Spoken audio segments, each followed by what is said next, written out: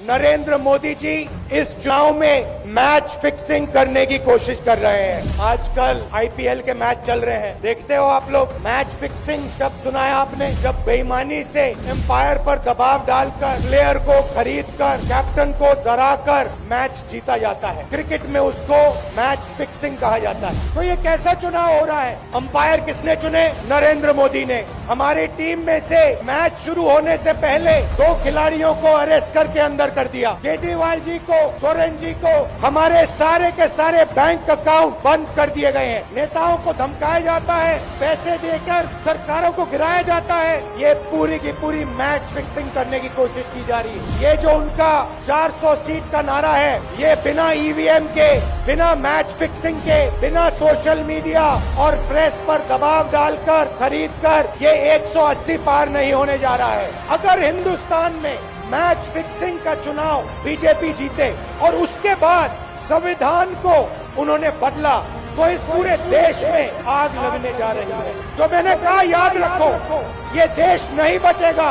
ये चुनाव वोट वाला चुनाव नहीं है, ये चुनाव हिंदुस्तान को बचाने वाला चुनाव है, संविधान की रक्षा वाला चुनाव है।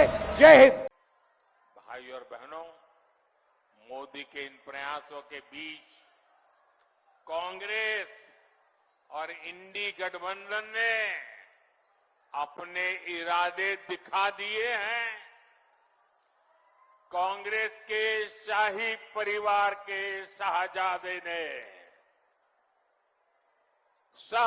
ने ऐलान किया है कि अगर देश ने तीसरी बार बीजेपी सरकार को चुनी, आग लग जाएगी। 60 साल तक देश पर राज करने वाले 10 साल सत्ता से बाहर क्या रह गए? अब देश में आग लगाने की बात कर रहे हैं। क्या ये आग लगाने की बात आपको मंजूर है? क्या इस देश को आग लगाने देंगे? क्या आग लगाने की ये भाषा उचित है? क्या ये आग लगाने वाली भाषा लोकतंत्र की भाषा है? ऐसे लोगों को सजा करोगे? पक्की सजा करोगे? चुन चुन करके साफ कर दो। इस बार इनको मैदान में मत रहने दो भाइयों।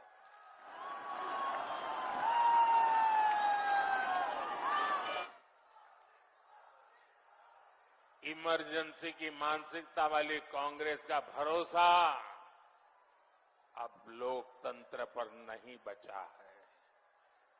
इसलिए वो अब जनादेश के विरुद्ध लोगों को भड़काने में जुट गई है। साथियों, कांग्रेस भारत को अस्थिरता की तरफ ले जाना चाहती है, अराजकता में झोंकना चाहती है।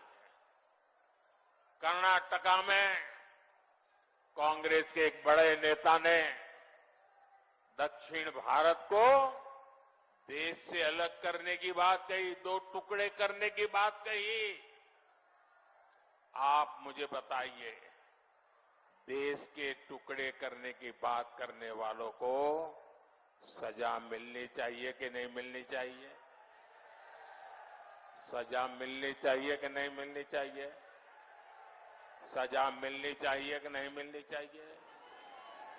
लेकिन कांग्रेस ने क्या किया?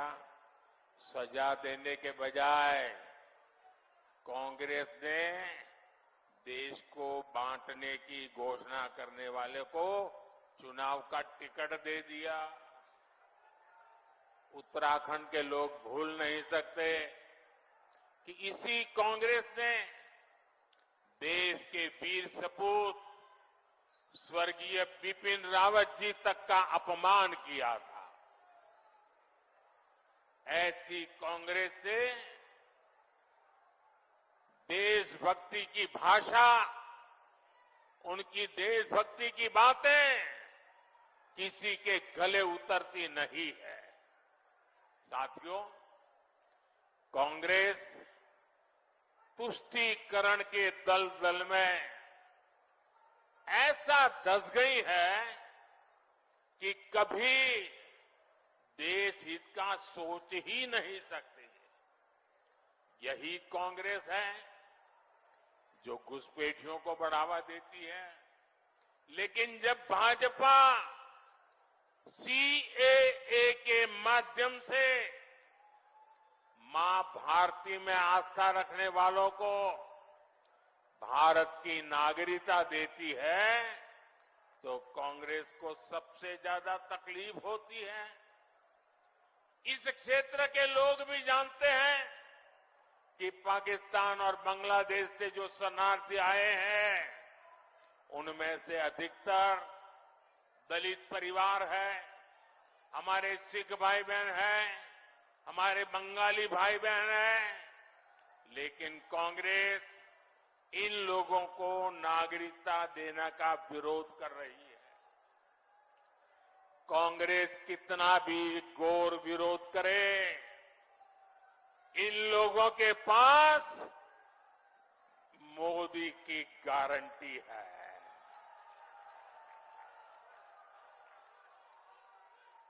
और मोदी की गारंटी यानी गारंटी पूरा होने की गारंटी।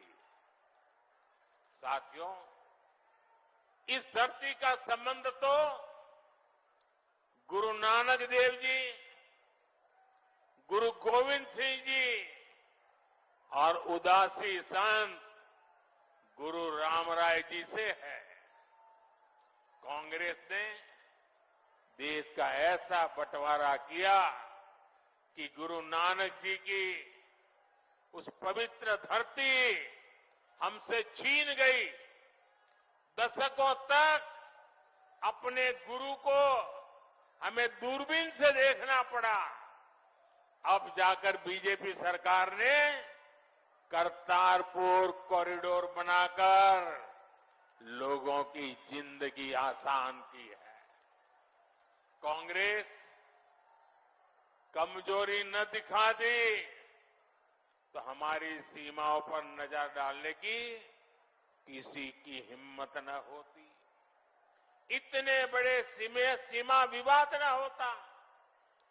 कांग्रेस ने कैसे अपने हाथों से मां भारती के टुकड़े किए, इसका एक और ताजा उदाहरण देश के सामने आया है। ये हमारा उत्तराखंड तो वीर माताओं की भूमि है, जो वीर संतानों को जन्म देती है। यहां के वीर संतान मां भारती की एक एक इंच जमीन के लिए अपनी जान की बाजी लगा देते हैं। लेकिन यही कांग्रेस पार्टी, अभी जो एक बात सामने आई है, तमिलनाडु की बात तो तमिलनाडु की है, लेकिन ये वीरों की भूमि है, मातृभूमि की भक्ति क्या होती है उत्तराखंड को सिखाना नहीं पड़ता। उत्तराखंड के लोगों को भी ये कांग्रेस का गुना जानना जरूरी है। तमिलनाडु के पास समंदर में एक कच्छा द्वीप टापू है, द्वीप है। वो द्वीप भारत का हिस्सा था, लेकिन कांग्रेस ने उसको श्रीलंका को दे दिया। अब इस द्वीप के आसपास भी कोई भारतीय मछुआरे गलती से चला जाता है तो उसे गिरफ्तार किया लिया जाता है, जेल में बंद कर दिया जाता है। आप मुझे बताइए, ऐसी कांग्रेस जो भारत के टुकड़े करने के उनके नेता बात करते हो, जो कच्छ द्वीप को दे देते हो, क्या वो देश की रक्षा कर सकती है? जरा पूरी ताकत से बताइए, देश की रक्षा कर सकती है? क्या कांग्रेस देश की रक्षा कर सकती है? भाई और बहनों, कांग्रेस ने तो देश के सीमावर्ती गांवों को भी देश का आखिरी गांव मानकर वहां विकास करना बंद कर दिया था। ये भाजपा की सरकार है जिसने सीमा किनारे बसे गांवों को देश का प्रथम गांव माना है, वहां तेज गति से विकास किया है। कांग्रेस की सरकार रहती तो आज भी पूर्व सैनिकों को वन रैंक वन पेंशन नहीं मिल पाती, लेकिन मोदी ने सैनिक परिवारों को गारंटी दी थी और इसे पूरा करके दिखाया। आज देश भर के सैनिक परिवारों को वन रैंक वन पेंशन के 1 लाख करोड़ रुपए से ज्यादा मिल चुके हैं। इसमें से उत्तराखंड के भी हजारों परिवारों को लाभ हो रहा है। इसलिए ही मैं कहता हूं, नीयत सही तो नतीजे सही। साथियों, 24 के इस चुनाव में अब स्पष्ट रूप से 2 खेमे बन गए हैं। एक तरफ हम लोग ईमानदारी और पारदर्शिता जनता जनार्दन के सामने लेकर के आए हैं। दूसरी तरफ भ्रष्टाचारी, परिवारवादी उनका जमावड़ा है। ये भ्रष्टाचारी मोदी को धमकी भी दे रहे हैं, दिन रात गाली भी दे रहे हैं। अब देखिए क्या खेल चल रहा है। हम हैं जो कह रहे हैं भ्रष्टाचार हटाओ, और वो कहते हैं भ्रष्टाचारी बचाओ। आप मुझे बताइए, भ्रष्टाचार हटना चाहिए कि नहीं हटना चाहिए? भ्रष्टाचार हटना चाहिए कि नहीं हटना चाहिए? भ्रष्टाचार से मुक्ति मिलनी चाहिए कि नहीं मिलनी चाहिए? भ्रष्टाचारी जेल जाने चाहिए कि नहीं जाने चाहिए? भ्रष्टाचारियों को सजा होनी चाहिए कि नहीं होनी चाहिए? ये देश की आवाज है और मोदी आपकी हर आवाज को सुनता है और उसके लिए ताकत भी लगा देता है। लेकिन साथियों, मुझे कितनी गालियां दी जाए, कितने ही आरोप लगाए जाएं, मोदी इनकी गालियों और धमकियों से डरने वाला नहीं है।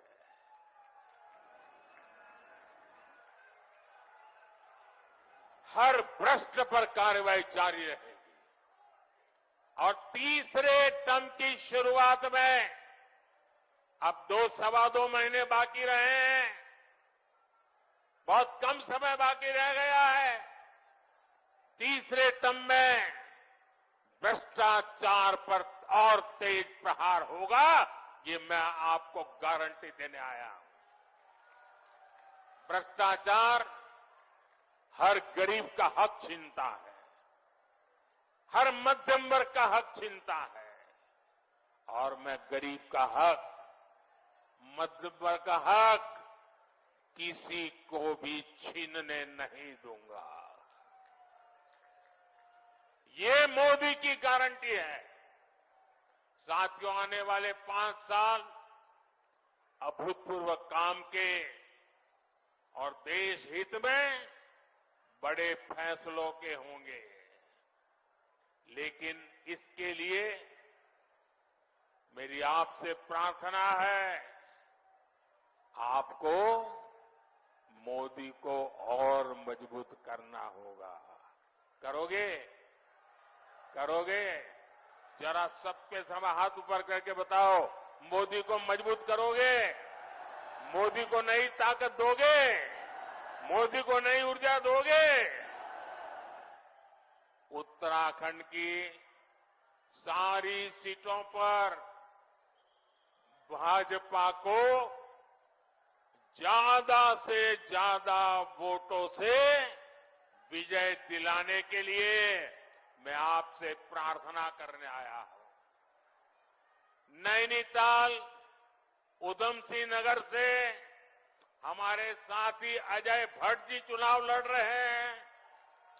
अल्मोड़ा से हमारे साथी अजय टमटा जी चुनाव लड़ रहे हैं। हमारे और दो साथी अपने अपने क्षेत्र में हैं। हरिद्वार से त्रिवेंद्र सिंह रावत जी, टिहरी गढ़वाल से श्रीमती माला राजलक्ष्मी जी और गढ़वाल से भाई अनिल बलूनी जी, सभी को, इन पांचों मेरे साथियों को जिता करके उत्तराखंड ये कमल दिल्ली पहुंचाए, यही मेरी आपसे प्रार्थना है और इसलिए आपको याद रखना है। फिर एक बार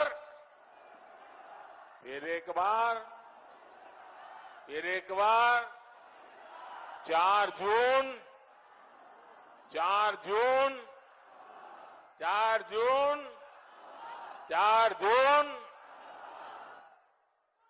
अच्छा, मेरा एक और काम करोगे?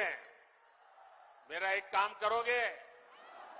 ऐसा नहीं, हाथ ऊपर करके बताइए, करोगे? आप यहां से गांव जाएंगे तो वहां जो देवी देवता है, वहां मोदी की तरफ से माथा टेकना है। करोगे? और गांव में सभी परिवारजनों को कहिएगा कि मोदी जी उत्तराखंड में आए थे और आपको प्रणाम भेजा है। मेरा प्रणाम पहुंचाओगे? घर घर पहुंचाओगे? और एक बात, इस बार गर्मी जरा ज्यादा ही तेजी से बढ़ रही है। कितनी ही गर्मी क्यों न हो, मतदान होगा कि नहीं होगा? ज्यादा से ज्यादा मतदान होगा। सुबह जल्दी जल्दी मतदान होगा। जलपान से पहले मतदान होगा। मैं सभी से आग्रह करूंगा, गर्मी कितनी ही क्यों न हो, लेकिन लोकतंत्र की रक्षा के लिए हमें अपना दायित्व निभाना है। निभाएंगे? मेरे साथ बोलिए, भारत माता की, भारत माता की, भारत माता की। बहुत बहुत धन्यवाद। अपने निजी YouTube चैनल